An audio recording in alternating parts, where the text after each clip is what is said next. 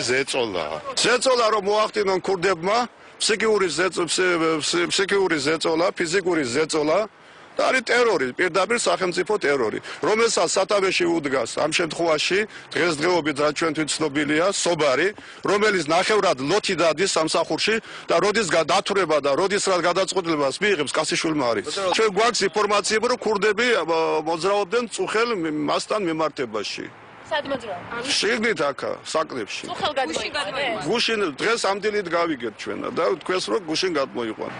ეს არის სახელმწიფო ტერორი, ეს არის შურიძიება, ეს არის პირადი პატიმარი, ალასანია, წულუკიანი, დოლიძე, ის და იმ დაჯგუფებისა, რომლებიც არიან შეკრებილი დღეს ხელისუფლებაში და ატერორებენ იმ ოპონენტებს, რომლებიც სხვა ხელისუფლებაში იყვნენ. ის რაც კეთდება დღემდე, ეს არის გაუგონარი. ეს არის 30 წელი ვიმუშავე მე პროკურორად და მსგავსი რამე არ მინახავს. იმ პროცესუალურ დარღვევებისა, რაც დღეს ხდება და როგორც ადამიანებს აკავებენ და ასეთი დარღვევებით პატიმრობაში ადამიანი ვიყავდი კომუნისტების დროსაც საბჭოთა